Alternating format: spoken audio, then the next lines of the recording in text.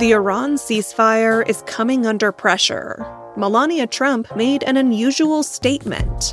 And the Artemis astronauts are set to splash down tonight.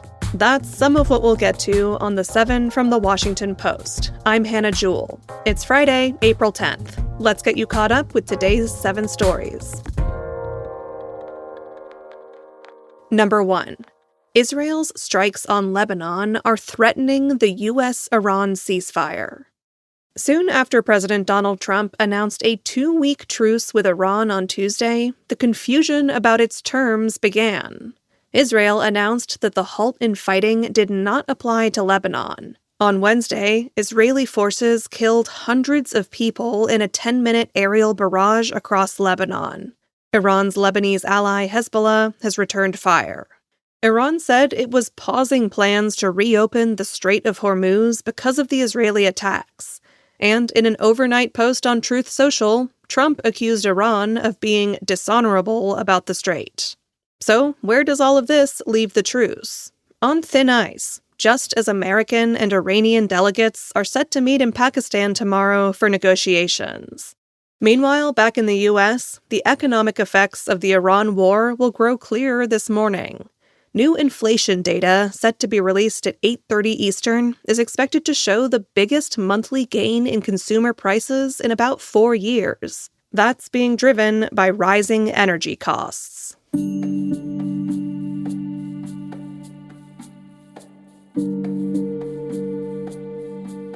Melania Trump made a rare public statement about Jeffrey Epstein. That's our second story. In January, the Justice Department released millions of pages of correspondence from its investigation into the late sex offender. Among them was an email from the future First Lady to Epstein's associate Ghislaine Maxwell in 2002. Melania Trump referred to Ghislaine as G, asked her to call her when she's back in New York, and complimented a photo of her in a magazine.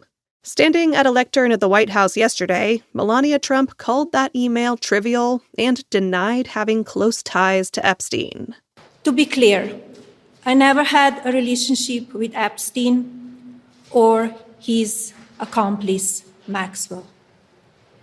My email reply to Maxwell cannot be categorized as anything more than casual correspondence. My polite reply to her email doesn't amount to anything more than a trivial note. I am not Epstein's victim. Epstein did not introduce me to Donald Trump. It's not clear why she made a statement about this now. President Trump told an MS Now reporter later in the day that he didn't know anything about her statement before her appearance.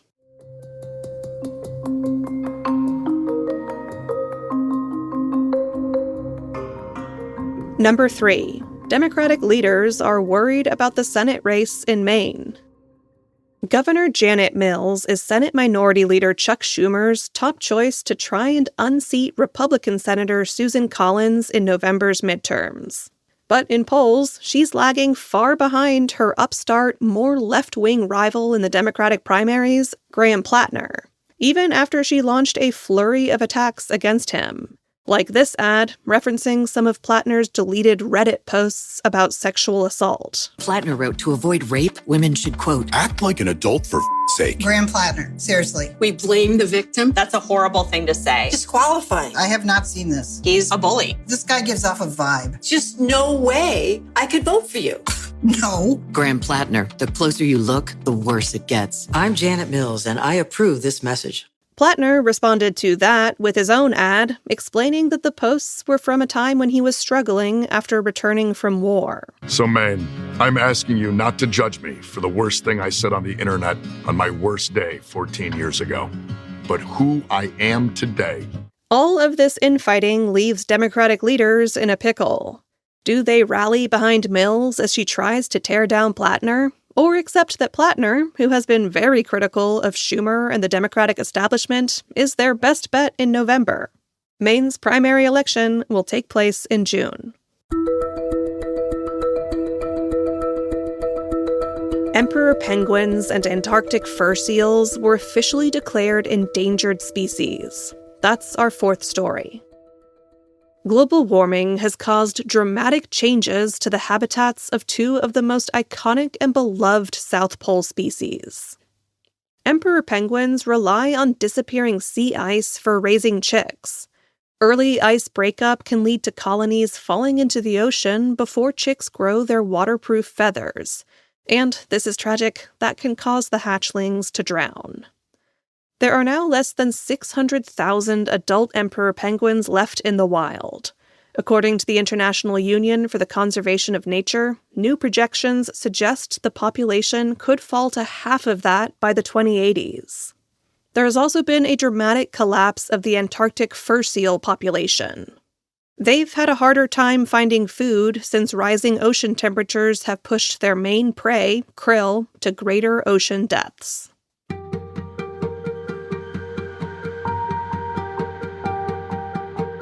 Number 5. Artificial intelligence is being used to streamline policing, but skeptics are urging caution. Across the U.S., 35 law enforcement agencies are in the early stages of using an AI tool called LongEye. It's been marketed as ethical and for use in all parts of the criminal legal system. In the Oklahoma City Police Department, LongEye has already been used to monitor the jail calls of murder suspects and sift through financial documents to find trends. It has also helped detectives translate calls and find a confession. LongEye, which was largely designed to analyze documents and data, is also entirely walled off from outside information that could compromise its analysis.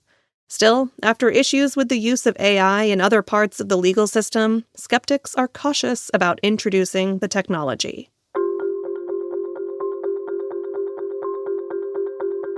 According to new data from the CDC, the overall fertility rate dropped to 53.1 births per 1,000 women in 2025.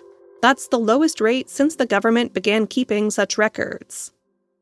There are a few reasons for this. There has been a notable drop in the fertility rate of teenagers.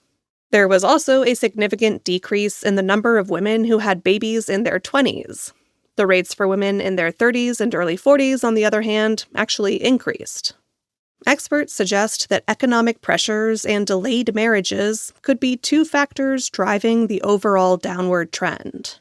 And falling fertility rates have become a political flashpoint. Some conservatives are worried about population decline. The Trump administration has tried to encourage would-be parents by offering incentives. But others see the falling fertility rate as a sign that women have more options when it comes to their reproductive health.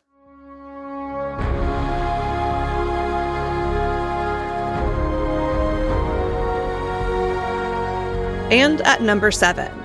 NASA's Artemis II crew is expected to splash down tonight. After the farthest journey that humans have ever taken, returning to Earth from space is no easy feat. The Orion spacecraft must endure blistering temperatures and crushing pressures to bring the 4 astronauts back safely. The Artemis II crew will have to orient their spacecraft to enter Earth's atmosphere at just the right angle. Then, for 10 minutes, they will surrender themselves to gravity as they travel at over 30,000 feet per second.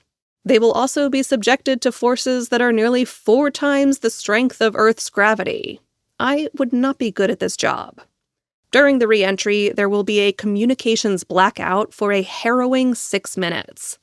Then, if everything goes to plan, a series of parachutes will deploy to slow the crew's freefall, and they'll drop gently into the Pacific Ocean near San Diego at 8:07 Eastern tonight, just in time to enjoy dinner on Earth.